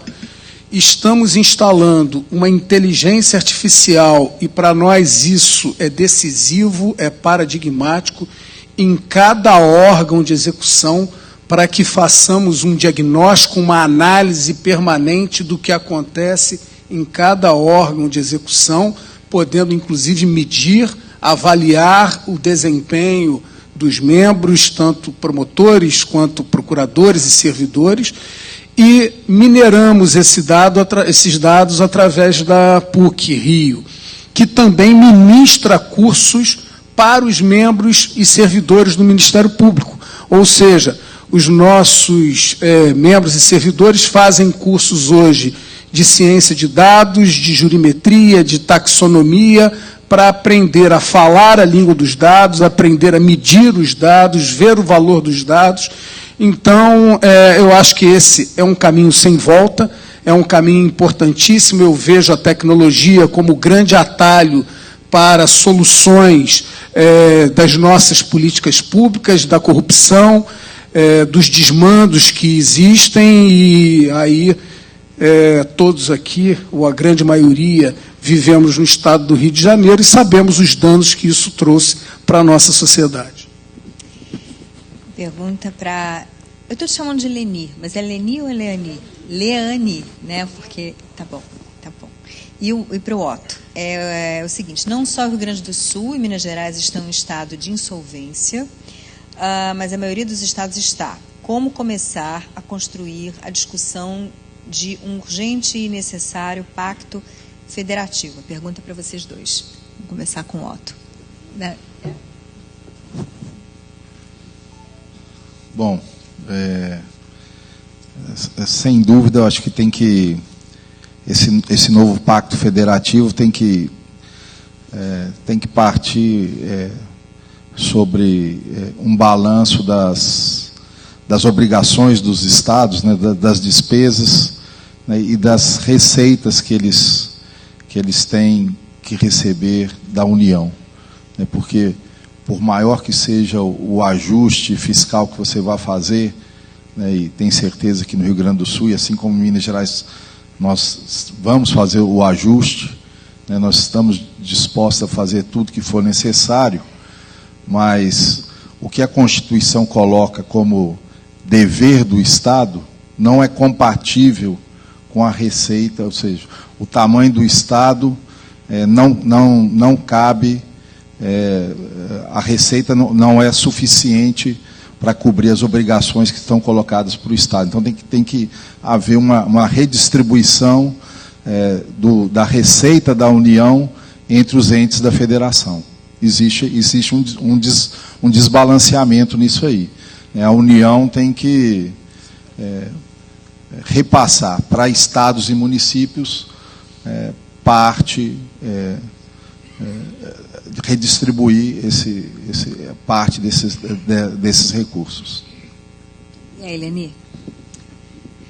A gente tem essa discussão sobre a redistribuição, né, a arrecadação, a redistribuição dos recursos, ela é uma discussão eterna, né? A gente passou aí na Constituição, nos anos 90 teve uma tentativa de redesenho, hoje ainda se fala isso. Eu vejo pouca possibilidade de se fazer um grande redesenho das distribuições das receitas, né? Agora, em relação ao Rio Grande do Sul, e eu acho que Minas Gerais não vai ser muito diferente, e outros estados que estão numa situação ruim, porque, na verdade, parece que é todo mundo, mas não é não. É menos da metade. Tem aí 2 ou 3 estados que realmente estão numa situação ruim. Não, uns 8 estão numa situação ruim, e os 4 estão numa situação bem ruim. Rio Grande do Sul e Minas Gerais são os 2 piores. Os 2 piores hoje, Rio de Janeiro, que conseguiu aderir ao regime de recuperação, que é o que nós estamos tentando também, Minas Gerais e Rio Grande do Sul. E aí é muito interessante, porque parte da crise, é resultado das escolhas políticas, né? Escolhas que foram... os políticos não resistiram à pressão das corporações, porque tanto Minas quanto o que aconteceu no Rio Grande do Sul e nos estados onde a situação é muito ruim, foram dados aumentos sem espaço fiscal. Então, se você olhasse, quando foram dados esses aumentos, como estava a LDO, a LOA para os anos seguintes, se havia, na lei estava maquiado, não havia o espaço fiscal, ou havia o espaço forjado numa visão muito otimista do futuro. Eu estou crescendo a 10%, não está crescendo a 10%, mas estava crescendo a minha arrecadação, alguns estados até chegaram. Eu fui secretário do Distrito Federal, lá chegou o Fundo Constitucional a crescer a 18% no ano. No tempo das vacas gordas, o que você faz com a sua despesa? Assume obrigações, né? Você compromete os seus salários, você dobrou o seu salário, ganhava 10 mil, passou a ganhar 20 mil. O que você faz? Vou gastar 22. Aí, quando você fica desempregado, o que acontece? Tenho que pagar 22 e agora não tenho de onde tirar esses 22. Então, é mais ou menos isso que foi feito. E, basicamente, foi a pressão por salários. Então, houve realmente um aumento de salários no nível federal, aconteceu a mesma coisa, e nos estados. E aí, é aquele grande problema. A gente tem as despesas, no jargão, despesas obrigatórias de caráter continuado, que são essas obrigações que a gente assume, mas a receita, ela é o ciclo econômico. Tempo de vacas gordas, aumenta a receita. Quando as vacas ficam magras, a sua receita cai. E você não tem no Brasil uma política anticíclica orçamentária, como você tem no Chile. O Chile tem um processo orçamentário, tem um fundo, não é isso? Ele fez assim com a cabeça. Parece que tem um fundo, lá eu estava começando a estudar isso, não sei se é vinculação ou se é um fundo. Mas parece que é um fundo em que uma parte da receita é alocada, e aí quando você tem uma queda na arrecadação, você passa a ter um colchão. Nos Estados Unidos, eles chamam isso de Rainy Days Fund. É um fundo para os dias chuvosos, os dias que você não tem aquela colheita que você precisa. Então, eu acho que esse problema que a gente está enfrentando, em primeiro lugar, foi um problema de escolhas políticas. no nível estadual e municipal. Mas também teve todo o problema da crise que nós enfrentamos em 15 e 16, foi a maior crise do século, e uma crise acumulada de mais de 7 pontos de queda do PIB. Nós não saímos dela ainda, porque depois de uma crise dessa, você era para estar crescendo 7, e não cresce a 1, cresce a 2. Então, a gente ainda está vivendo essa crise. Isso também foi resultado de escolhas que foram lá no nível federal. E que também ninguém toma responsabilidade para si. De, olha, essa política aqui que a gente está vivendo, parte do nosso problema, que é a receita que não responde, é por causa de uma crise que foi gerada por escolhas também no nível federal. Então, a gente tem um problema aqui do pacto federativo, que de cima para baixo, a União fala assim, você tem que se virar, e as condições do regime de recuperação fiscal são duríssimas. Venda todos os seus ativos. Venda tudo o que você tem. Não contrate ninguém. Como é que você não vai contratar ninguém? Você vai deixar de contratar um policial militar ou um professor? Você tem que repor. Claro que não vai repor todo mundo, mas você tem que... Então, as condições são muito duras para os estados, são politicamente difíceis. Aquilo que o governo federal não está conseguindo fazer com o Congresso, ele quer que os estados façam muito mais, 5 vezes mais do que não está conseguindo fazer. Né? Então, é uma assimetria muito grande. Eu acho que falta uma compreensão do que é um processo de transição de saída de crise, que eu acho que nos Estados Unidos, na Inglaterra, na Espanha, na França, na Alemanha, a gente não veria. Temos uma crise, temos que sair da crise, vamos pensar os mecanismos. Fica um pouco, às vezes, o governo federal, assim como, sabe, o pai. Eu estou aqui, você tem que fazer desse jeito. Né? Querendo ditar as regras de uma determinada forma. Acho que tem que ser feito... tem que ser feito um ajuste. Nós estamos fazendo um programa de privatização no estado do Rio Grande do Sul, mas não necessariamente os resultados serão aqueles que estão sendo aguardados. Então, eu acho que é um desafio realmente muito grande e não sei como é que o Pacto Federativo, como que vai ser resolvido. Gaetano, uma pergunta para você. Comente sobre a estabilidade dos militares. Não tem problema nenhum. Não existe esse problema. Isso não está em questão. Os militares são um regime diferenciado praticamente em todos os países do mundo. Em todos os países do mundo enfrenta o desafio de migrar de uma grande força de trabalho para uma força de trabalho menor, mais qualificada, mais sofisticada em tecnologias.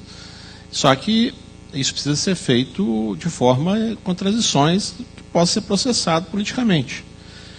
A pergunta tem origem, naturalmente, em função do momento. Nós temos a presença de militares no governo atual bastante significativa, mas estão todos, a presença deles é uma presença civil, não é a presença decorrente de nenhum ato autoritário, e não acredito que os militares tenham nenhum projeto estratégico para o país, como já tiveram no passado. Então, assim, a discussão da previdência militar é uma discussão sensível, não é só no Brasil. Né? De novo, vamos olhar para o mundo. Vamos ver como é que funciona a previdência dos militares de outros países. Nós temos essa maneira de achar que os problemas são só nossos. Por incrível que pareça, tem militares em outros países. E eles também se aposentam. Né? Tem problema de estabilidade em outros países. E ela também é mais ou menos flexibilizada. Então, assim, nós temos que parar com isso. Nós não somos os únicos do planeta. Né? Vamos conversar. A Eliane colocou muita propriedade. Nós temos, no momento de crise, tem que construir saídas conversando, negociando, explicitando, processando contraditórios. É surpreendente ver um procurador trazer aqui uma fala de evidência empírica, de dados, de inteligência, para atuar, e não na base de princípios. É isso que nós precisamos. Né? Aliás, a gente fica muito orgulhoso, né, o Cláudio ali do Instituto República, a Joana tem apoio do Instituto, fez um belo trabalho na área de segurança, agora trabalhando com o Ministério Público. Nós precisamos de dados, estatísticas, nós não podemos trabalhar com o grau de dissonância cognitiva que nós estamos. O Brasil trabalha como se ele fosse um outro país que nós não sabemos direito qual que é. A gente muda a partir do que a gente é, e não a partir do que a gente deve ser. É a partir do que nós somos, a direção do que a gente quer ser. Nós não conversamos nem sobre quem nós somos, nem sobre quem nós queremos ser. Então, os militares são parte do Brasil também. Não vamos entrar por aí, porque é uma conversa muito ruim. Uma pergunta para o Wagner. do Tiago, que é do BNDES. Sobre reforma administrativa, você mencionou avaliação comportamental por metas, mas não mencionou avaliação da satisfação do cliente, o cidadão, o usuário do serviço público. 2, avaliação pelas interfaces, avaliação 360 graus. Essas frentes estão previstas na reforma administrativa, os resultados vão ser públicos, elas terão impacto sobre gestores locais e prestadores de serviços? Excelente pergunta. Primeiro, a regra é publicidade, sempre, e transparência. Em todos os nossos atos e na gestão de desempenho não vai ser diferente. A ideia é que se torne público o maior número de informações possíveis, evidentemente respeitar também algumas questões relacionadas à privacidade, enfim. Mas tudo que for possível tornar público, a gente vai tornar público.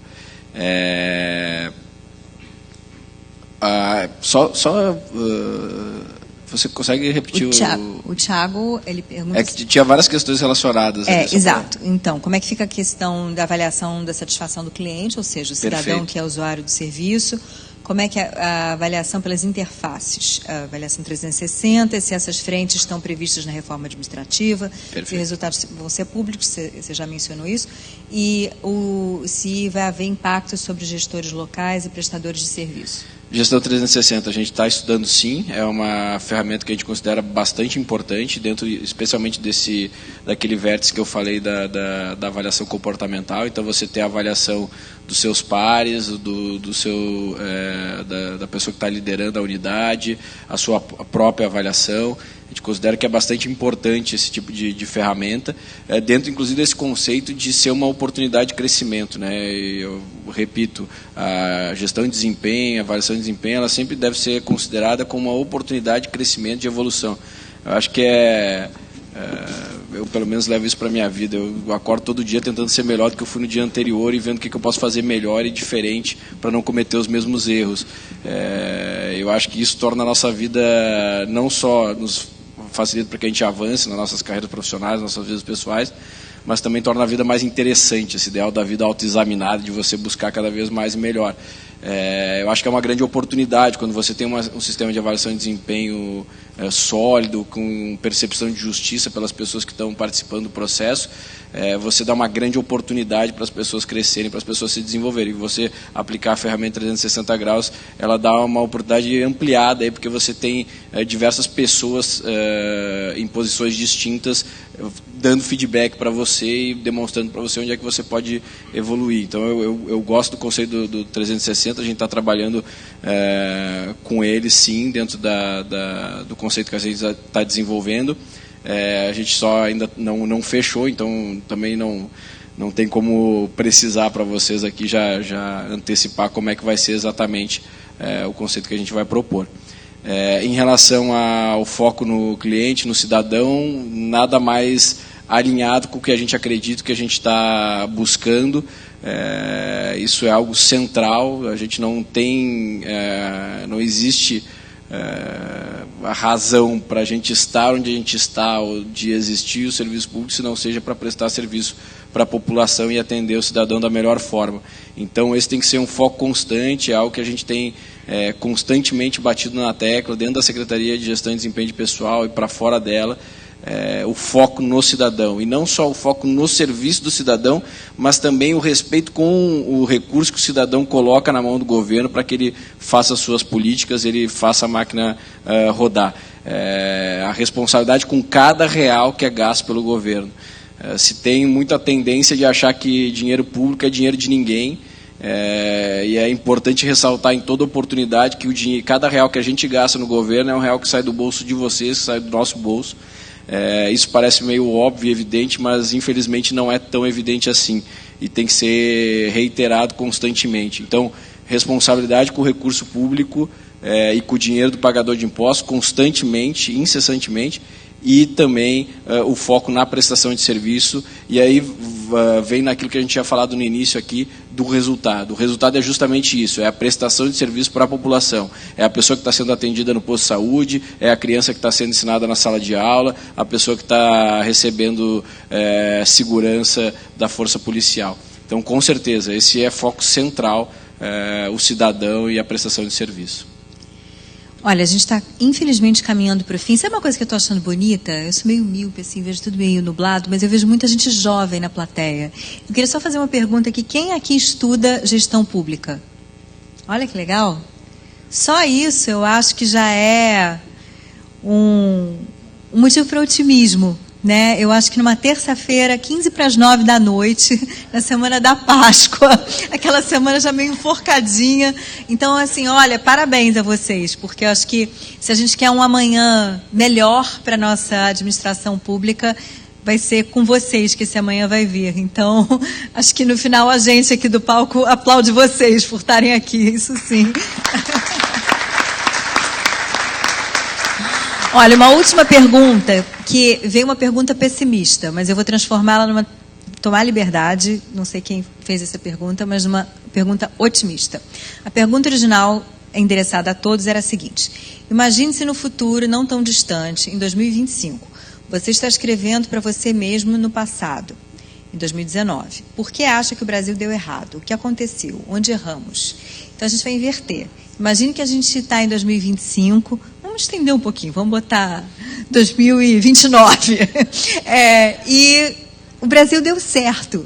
Né? O que a gente fez para dar certo, Eliane?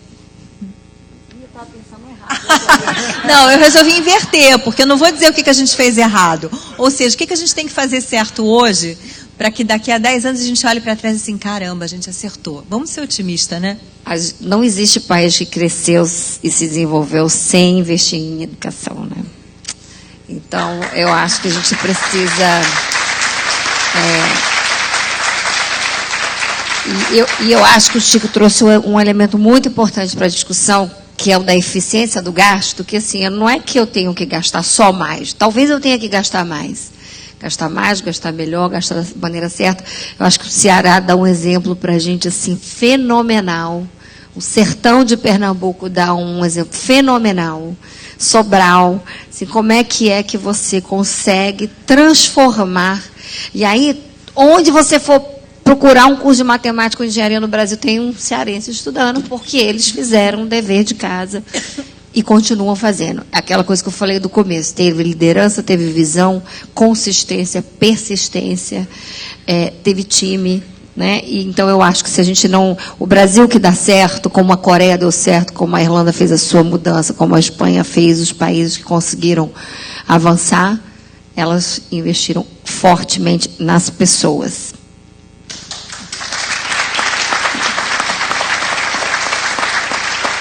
Otto, mas se der errado, foi a mesma coisa. Não fez, daqui a 10 anos deu errado. Otto, o que a gente tem que fazer certo hoje para a gente ter a sensação de um dever, pelo menos parcialmente cumprido, num futuro próximo? Nossa, olha, eu vou te falar o seguinte, que é o que me fez vir para o governo, né? Só para, rapidamente, eu nem morava no Brasil, morava nos Estados Unidos, trabalhava na iniciativa privada, não conhecia Romeu Zema, por um acaso alguém me indicou, fui conversar com ele, aí eu falei assim, pô, esse cara é uma pessoa honesta, bem intencionada, aí eu falei assim, pô, se as pessoas de bem intencionadas, não conseguirem agora resolver o problema de Minas Gerais, os bandidos é que vão conseguir? Então, assim, o que precisa é que as pessoas de bem deem certo. Eu acho que é isso que está acontecendo em Minas Gerais, eu acho que é isso que espero que aconteça no Brasil. O que precisa? Eu diria que é o que Benjamin de Israel falou há muitos anos atrás, que as pessoas de bem tenham a ousadia dos canalhas. É isso que o Brasil precisa.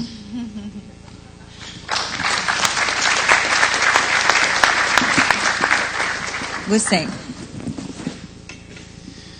Olha, eu vou investir aqui, acima de tudo, nas instituições, no fortalecimento das instituições, na busca, pelo que já foi muito dito aqui, de fazer o certo. E fazer o certo não é fácil, dá muito trabalho, ainda mais num mundo dinâmico como esse que nós vivemos hoje em dia, um mundo digital. Eu sou absolutamente favorável a instituições públicas digitais, a serviços públicos digitais.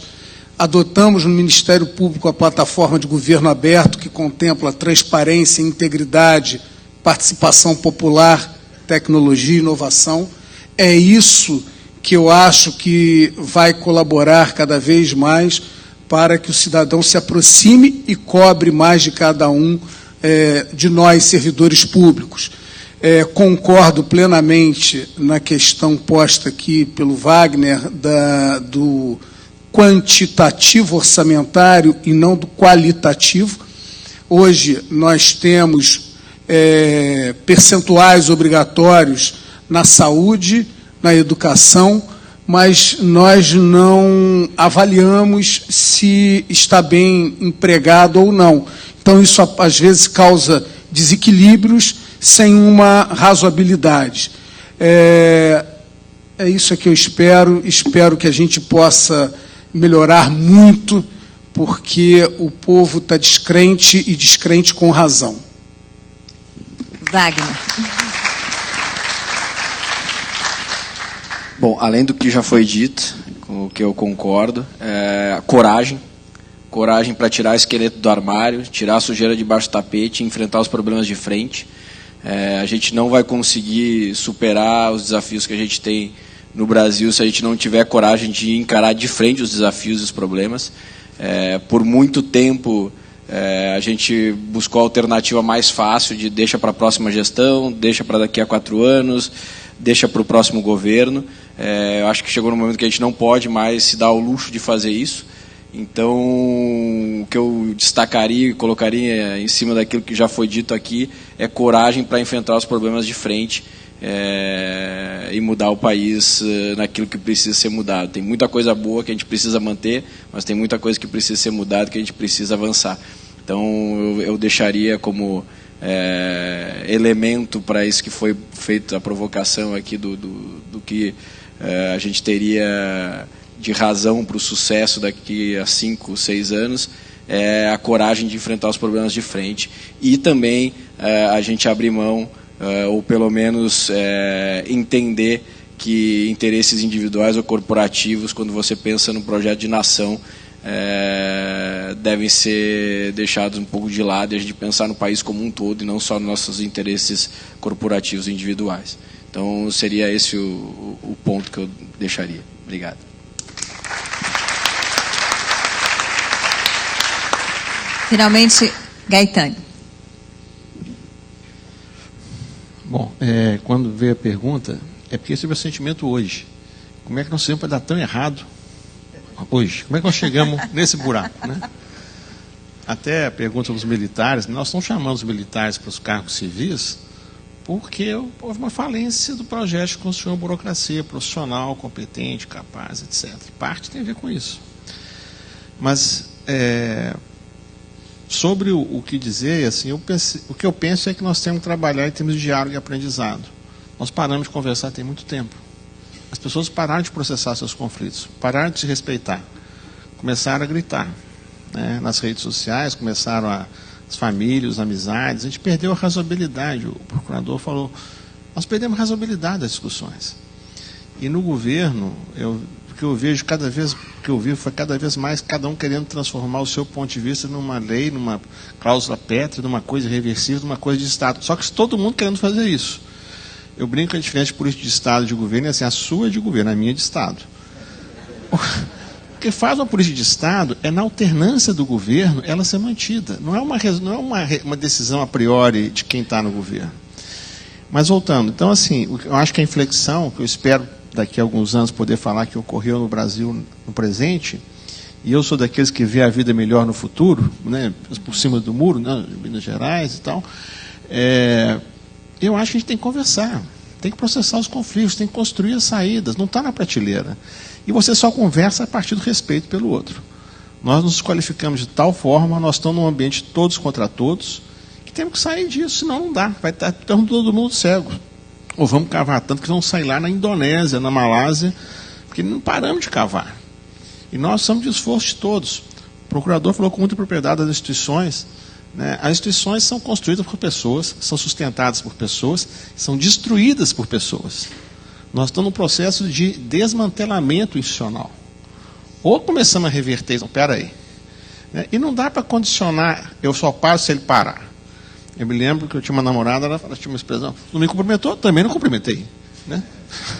Aí, ninguém cumprimenta ninguém e nós vamos continuar cavando. Então, o que eu chamaria a atenção, se foi um momento que a sociedade acordou para o diálogo, para o aprendizado. Eu estava no encontro lá no Brasil Conference em Boston, né? Pô, a gente só pode conversar em Boston, Londres, Oxford, Nova York, aqui nós não conseguimos. E lá, por iniciativa de estudantes brasileiros, que vão voltar para o Brasil, criando esse ambiente de diálogo entre o contraditório, entre pessoas muito diferentes. Por que nós precisamos sair do país para conversar? Tem alguma coisa errada com a gente. Né? Então nós precisamos construir esse espaço de processamento contraditório. A tecnologia acelerou tudo. E a razão pede tempo, o respeito pede tempo. Nós precisamos de conversar, precisamos de enfrentar as nossas diferenças. Né? Então, o que eu chamo a atenção é o diálogo e o aprendizado. São os 2 pontos que eu destacaria. Obrigado.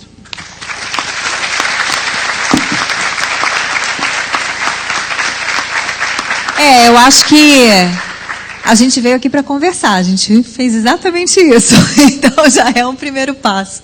Gente, queria agradecer a presença de vocês, de todos aqui do palco, todos os debatedores, espero que vocês tenham gostado dessa noite, eu gostei, assim, e não sou exatamente da área, apesar do DNA, então acho que foi um prazer, espero que a plateia tenha gostado também.